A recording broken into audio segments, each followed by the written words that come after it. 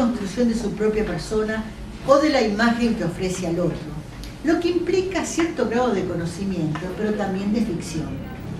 La fecha, en primer lugar, y la firma estampada en la carta, determinan los parámetros de la localización espacio-tiempo y producen un efecto de realidad y de inmediatez.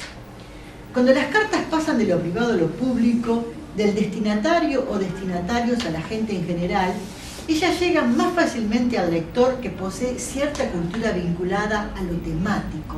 Es lo que decía Umberto Eco de lo idiolectal, ¿verdad?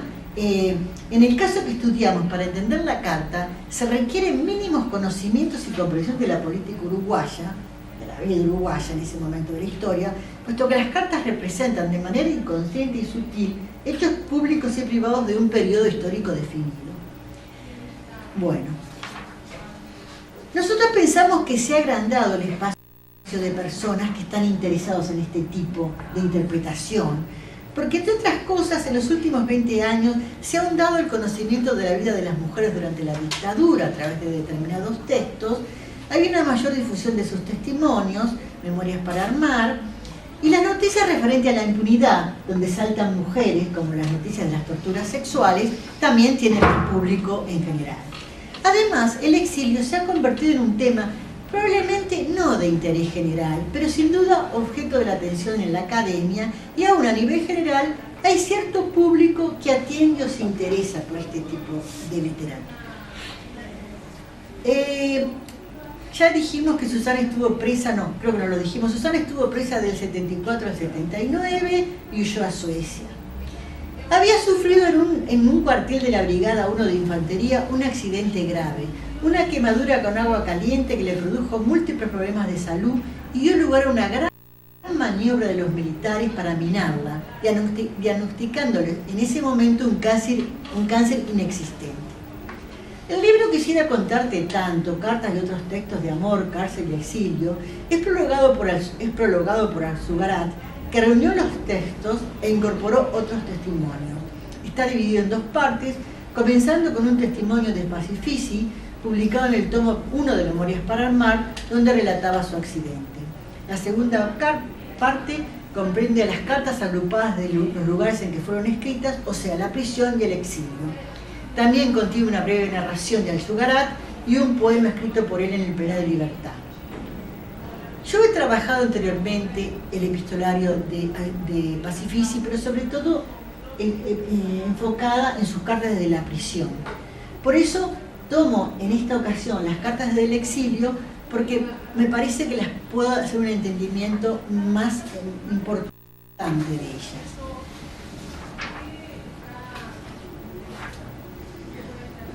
Este análisis que voy a hacer de las cartas, voy a tener en cuenta los aportes sobre la memoria realizado por Charlotte Delbo. Esta resistente francesa sobreviviente de Auschwitz se ha convertido en una de las autoras canónicas del Shoah por ser una deportada no judía. O sea, es una de las pocas que tiene esta categoría de canónica siendo no judía.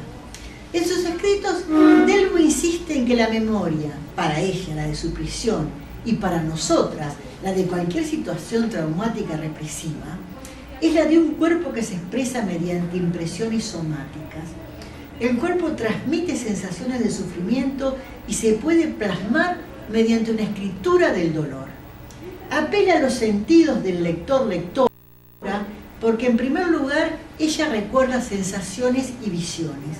La memoria se expresa mediante un tipo de testimonio encuadrado en una narrativa diferente que se aparta del relato cronológico y más que narrar los acontecimientos, quiere que estos acontecimientos se visualicen, que los sentidos del lector trabajen junto con los de la autora y puedan observar lo que pasa en el mundo del campo de concentración. Delbo distingue dos tipos de memoria, la profunda y la cotidiana. La profunda se origina en el desdoblamiento personal que el escritor experimenta. Por un lado, se siente habitando una memoria como la cicatriz del número de su brazo.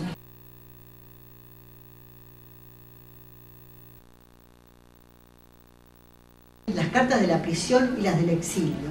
Pero esta diferencia no es tanto de atmósfera, sino de movimiento. En las cartas desde la cárcel impera la quietud. En el exilio, el ajetreo virtual, el ajetreo de alguna manera enunciado, pero en realidad no vivido. Las cartas mantienen el ambiente de la prisión, pese a la frenética actividad de Susana, que aprende sueco, viaja por tareas de solidaridad, se contacta con uruguayos, arma su casa. Pero ella no solo permanece al lado de Punta de Rieles, como decía Delbo, yo estoy al lado de Auschwitz y nadie lo sabe, sino también del penal de libertad junto a su esposo.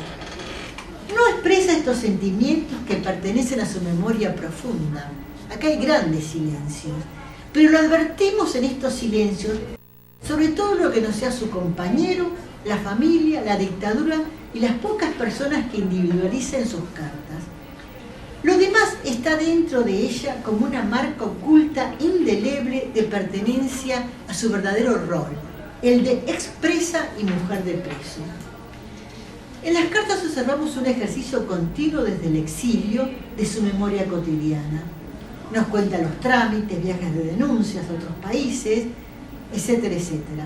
Sus cartas desde la cárcel estaban impregnadas con las otras, con sus compañeras, pero en las que escribe en el exilio, esos otros y otras se generalizan, se vuelven anónimos o se destacan porque son el presidente de Italia o el primer ministro sueco, con lo cual también de alguna manera son anónimos, porque ese nombre no significa nada.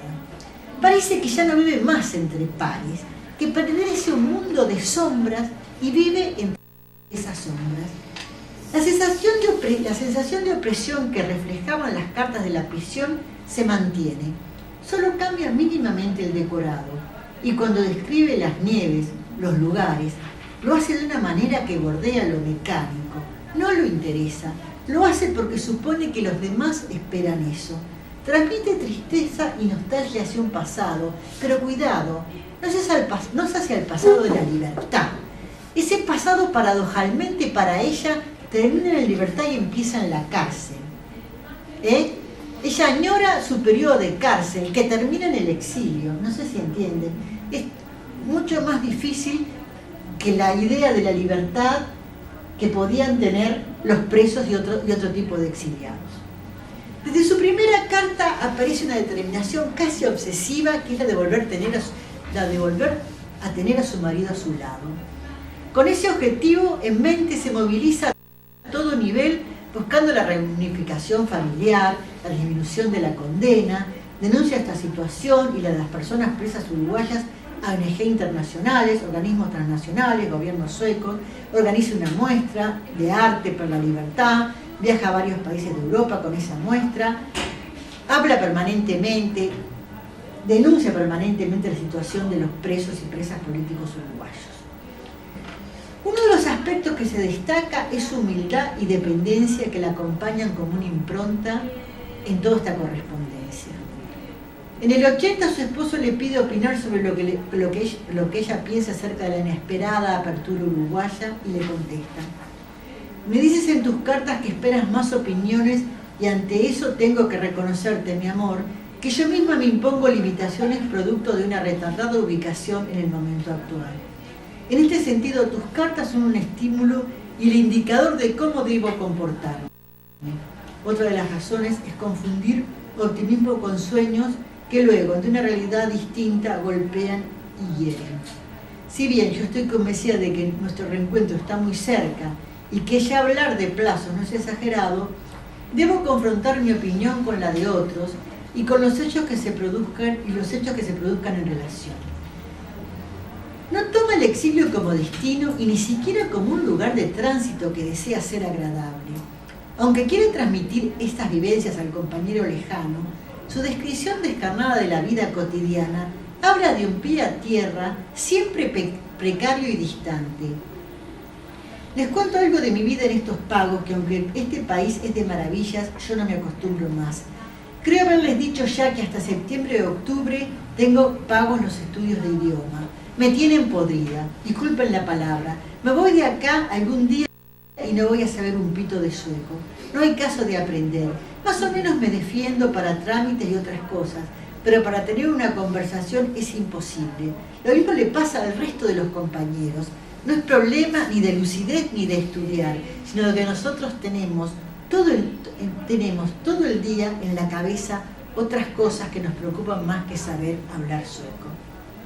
Aunque ella reconoce en sus cartas la diferencia de su vida, que es una vida activa, aunque rodeada de una impenetrable malla monotemática, con la de su esposo, que de alguna manera, como todos los presos, está en una suspensión en el tiempo, le dice: por otro lado, no me siento capaz de escribirte una carta de amor lisa y llana. Creo que esto corresponde a otra etapa, y como vos bien decís, nuestro amor de hoy es este que aprendemos a dar día a día en todos y cada una de nuestras actividades, en las grandes y en las chiquitas. Esto vos lo sabés bien, pero por eso a veces tus cartas me resultan muy idílicas. No siento que se correspondan con la situación y mucho menos con nuestra concepción de las cosas. Bueno, voy a seguir un poco más rápido, porque a través de estas cartas entonces conocemos a una persona que se despliega para acompañar de una forma lúcida pero fantasmal a otras.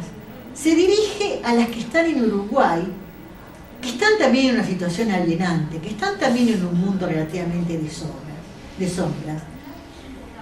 Ofrece a su familia natural y política resúmenes pormenorizados de las denuncias, pero prácticamente sobre la organización que representa, sobre la organización que ella representa como encargada en Europa de los familiares de los presos políticos y presas políticas, no habla casi nada. Palabras finales. El exilio asumió diferentes características difíciles de homogeneizar, en particular la reacción de los exiliados frente a los países de acogida. Susana no se plantea dudas acerca de la gramática de sus peticiones, ni revisa sus anteriores ideas políticas. Aprende rápidamente cómo y dónde tocar para encontrar ayuda y sostiene una acción ininterrumpida para paliar, solucionar y auxiliar a los compatriotas. No piensa en estudiar ni en viajar por placer. Casi no menciona la palabra vacaciones y solo aparece creativa cuando resuelve problemas de militancia. Sus cartas no mencionan a la socialdemocracia ni a los mecanismos reformistas del capitalismo sueco. Integra un tipo de exiliado muy común, que fueron obligados a marcharse, vivieron con la cabeza puesta en Uruguay y retornaron con muy poco equipaje. Su memoria cotidiana les ayudó a escribir cartas detalladas con descripciones precisas para que sus receptores la entiendan.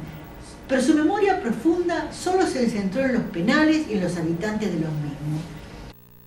Por eso hemos pretendido, y ya termino, rescatar a la militante exiliada que estaba realmente impregnada de un puro despojo y que no podía, no quería o no le interesaba el medio real que la rodeaba, porque su verdadero hogar estaba en Montevideo. Podría decir ella a la manera de Delbo: vivo en el penal de Punta Rieles, mirando hacia el penal de Libertad, y nadie lo sabe. Muchas gracias.